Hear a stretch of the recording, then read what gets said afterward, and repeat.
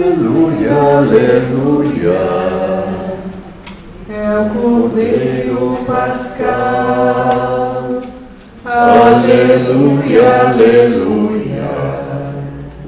Imolado por nós. Aleluia, aleluia. É o Cristo Senhor, Ele vive e venceu. Aleluia. O Senhor ressurgiu. Aleluia, aleluia. É o Cordeiro Pascal. Aleluia, aleluia. Imolado por nós. Aleluia, aleluia. É o Cristo Senhor, Ele vive e venceu. Aleluia.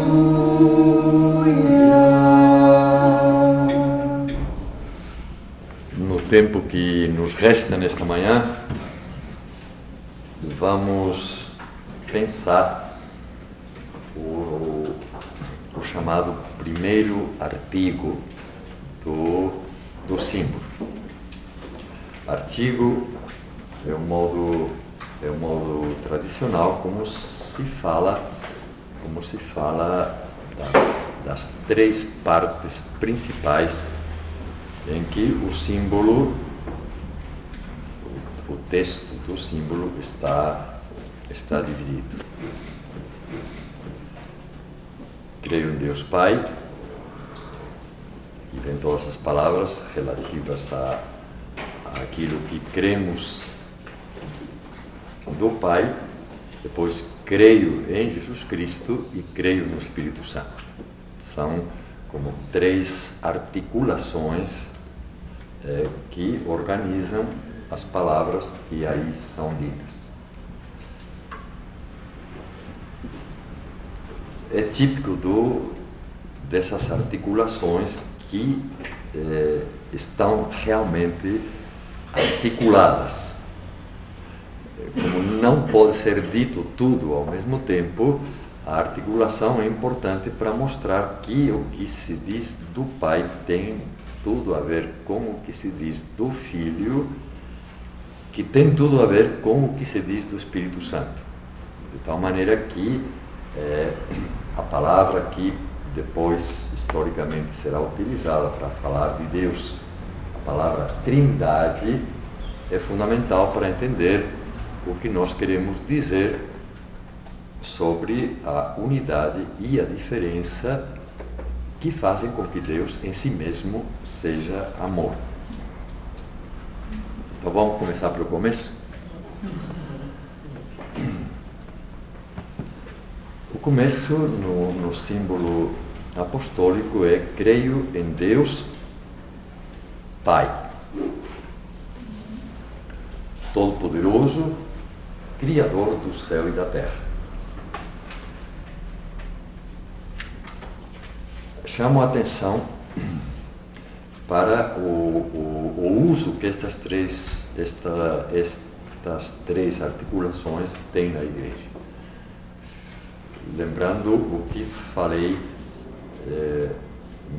no primeiro sábado. A função primeira do símbolo é confessar a fé. Confessar é uma palavra típica da linguagem cristã, cujo significado, em primeiro lugar, não é confessar os pecados. Normalmente, quando se fala em confissão, hoje, a gente pensa em confissão dos pecados. Mas aí, o sentido que a palavra confessar tem já foi reduzido a uma das maneiras de confessar que não são os pecados. O que se confessa é sempre a fé em Deus e no amor de Deus que perdoa os pecados. Mas para não dizer vamos confessar o amor de Deus que perdoa os pecados. E por isso vão pedir perdão. Já a frase como que se encurtou e se falava confessar os pecados. Então é sempre confessar quem é Deus para nós, que entre outras muitas coisas perdoa os pecados. A confissão, ao pé da letra, significa o que juntos,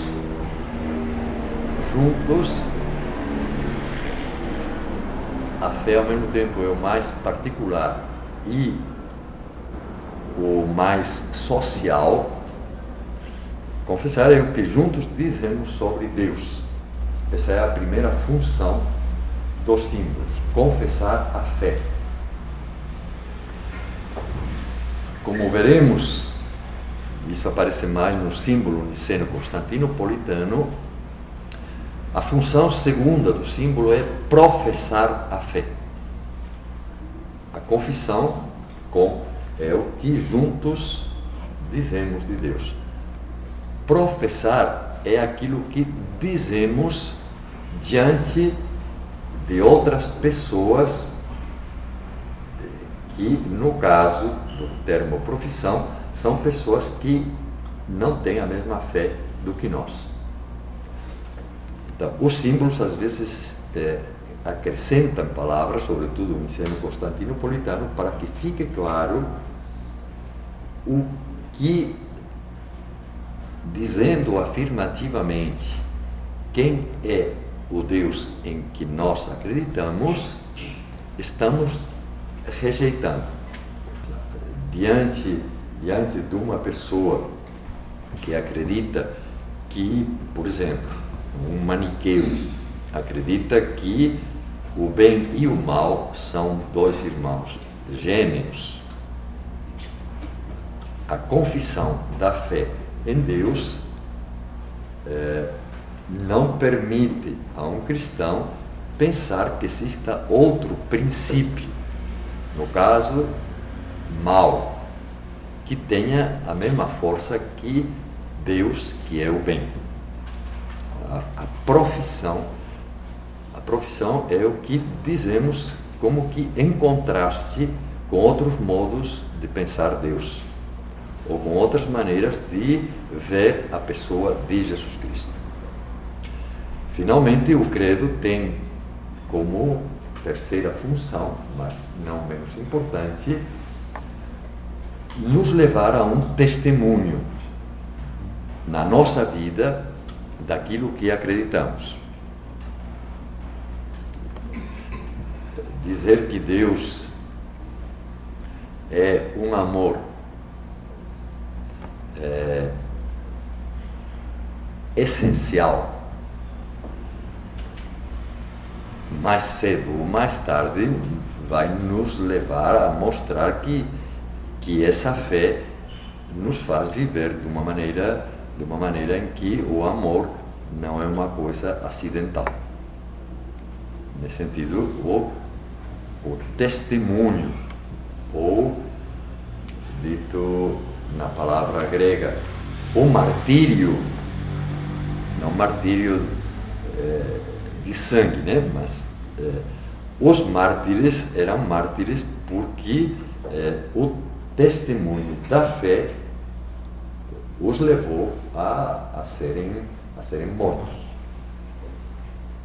Quando os cristãos ainda eram perseguidos, normalmente o modo como a polícia imperial romana lançava os cristãos para serem comidos por um leão, por um tigre, ou de qualquer outra maneira, antes de levá-los à morte, os romanos tentavam cumprir as leis. Então, davam aos cristãos uma última chance, que era poder dizer: isso que é o símbolo da fé, eu rasgo, ou eu nego, ou eu piso na cruz. formas de expressar que por medo da morte, tinham negado a sua fé. Hoje, normalmente, não somos perseguidos por leões, tigres, nem soldados romanos. O que não quer dizer, seria uma ilusão pensar que hoje os cristãos não somos perseguidos. Dentro de nós mesmos, pelo menos eu tenho uma porção de gente me perseguindo por dentro. Eu mesmo, há ulpianos que perseguem a ulpiano que tenta acreditar em Deus. Fora de nós existem quantidade de realidades que também, de alguma maneira, querem lutar contra a nossa fé. Muito bem, então, o primeiro artigo, se não chego lá, diz, no símbolo apostólico, creio em Deus Pai Todo-Poderoso, Criador do céu e da terra. Aí, tenho que chamar a atenção para a ordem das palavras. Vejam que o normal seria dizer, seguindo uma ordem lógico-cronológica, creio em Deus Criador do céu e da terra. Porque pensaríamos, ou poderíamos pensar, para que Deus possa ser nosso Pai, primeiro Ele tem que nos criar.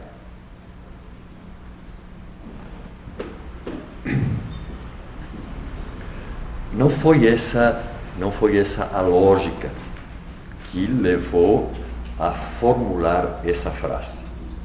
A lógica que levou a formular essa frase é a seguinte: o que é que nós cristãos, vamos pensar como um cristão do século I, do século II, o que é que nós cristãos podemos pensar de Deus? Nós que não temos teologia. Os cristãos não tinham teologia. Até o século IV não usavam de jeito nenhum a palavra teologia, porque quem tinha teologia, séculos antes dos cristãos, era Platão, era Aristóteles, era todo o neoplatonismo, eram os filósofos. Entre os cristãos sempre houve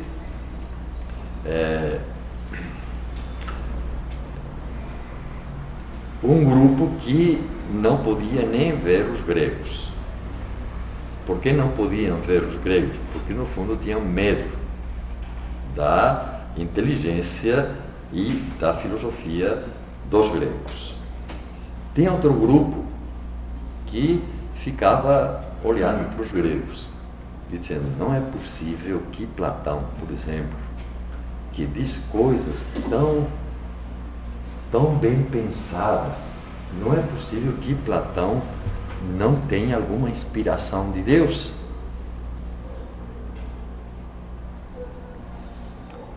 Aí esses cristãos mais favoráveis à cultura grega inventaram uma história. Como os cristãos não eram muito fortes em ideias, eram fortes em inventar histórias que às vezes são mais fortes do que uma ideia. Então inventaram a história, na certa pensando que estavam inventando. Que Platão estava atrás de uma moita quando Deus se revelou a Moisés no Monte Sinai, que são mais ou menos da mesma época. Então com isso resolveram o problema. Platão diz coisas verdadeiras, mas não simplesmente porque ele era inteligente, é porque ele andou escutando a revelação de Deus. Numa lógica mais cronológica, volto ao que estava falando, parece que o primeiro que deveríamos dizer é creio em Deus Criador. Mas essa lógica não era a lógica dos cristãos. Quando um cristão pensava, o que eu posso saber de Deus? O caminho para responder essa pergunta para os cristãos não era, vamos pensar como Deus deve ser. O que a reação normal dos cristãos era dizer, de que jeito Jesus Cristo nos revelou Deus? Como Deus se manifestou nesse homem que teve a coragem de falar de Deus e que nos ensinou a dizer que Deus é Pai. E que Deus é Pai de todos, porque é o Pai dele. Nesse sentido, a palavra Pai vem antes da palavra Criador, dando todo o sentido à palavra Deus, porque para os cristãos Deus é, em primeiro lugar, o Pai de Jesus Cristo. E por ser o Pai de Jesus Cristo, como o próprio Jesus Cristo nos contou, é também o nosso Pai. Antes dizia que um artigo do credo não pode ser entendido sem o outro. Então, já aqui, a palavra Deus está nos levando para escutar aquele que para nós é o revelador de Deus. Logo no início do Evangelho de João, no capítulo 1, se não lembro mal, versículo 18, diz assim com toda clareza e para tirar ilusões da nossa cabeça. A Deus ninguém ouviu jamais. Jamais. Ninguém viu Deus nunca. Viu. A Deus ninguém viu nunca. Isso resume um pouco todo o Antigo Testamento. Deus é invisível. Invisível, o que não significa que não possa ser ouvido. Mas a importância da invisibilidade de Deus é tão grande, tanto no Antigo como no Novo Testamento, porque há como que um receio muito grande de que nós possamos confundir Deus com alguma realidade deste mundo. O dito com as palavras da Bíblia, há um receio muito grande de transformar Deus num ídolo. A vantagem de um ídolo, que era a tentação constante do povo de Deus quando no deserto andava. Eles viam que os outros povos em volta deles, então imaginem no Egito, que sobraram até todos os museus da Europa e dos Estados Unidos, e deve ter aqui em algum lugar também, estão cheios de figuras mais ou menos idolátricas do Antigo Egito. Imaginem Grécia. Imaginem os povos que não podem ser imaginados porque não sobrou nada deles, mas que para o povo de Israel eram tentações constantes, porque eram povos que andavam com seus ídolos. A vantagem de um ídolo em relação ao Deus invisível é a segurança. Um ídolo me dá segurança. Um ídolo parece que faz com que a presença de Deus esteja aí. que eu possa colocar meu despacho no pé dele. Isso me dá segurança. Um Deus invisível deixa a gente sempre como que pendurado num fio. Mas para o povo de Israel, olha a chuva, para o povo de Israel, a realidade não mundana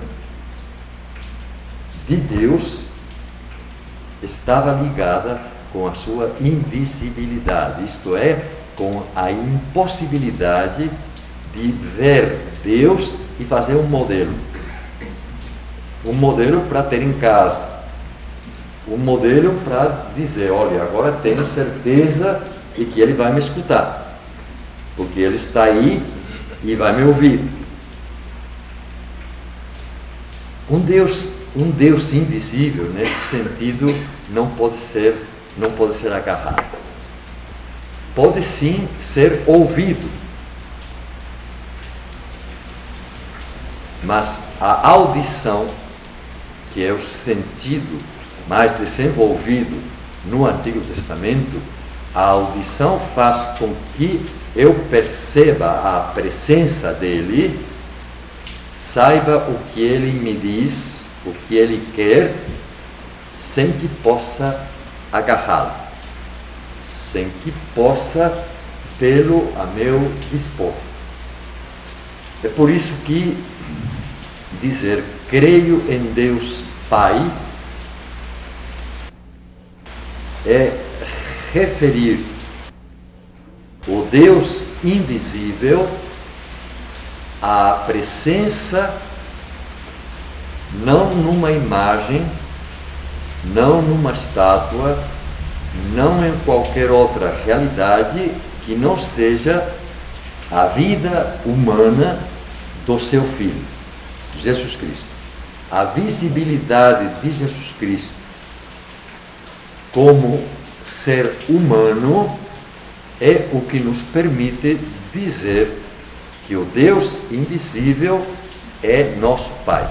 Como é que essa trajetória que pode parecer tão estranha? Deus o tempo todo dizendo, sou impossível, eu sou invisível. Impossível também. Impossível humanamente. Para ele tudo é possível. Como o Deus invisível pode aparecer sem perder a sua invisibilidade, aparecer visível, não numa estátua preciosa, não numa estátua horrível que dá medo, mas aparecer na fragilidade de uma vida humana.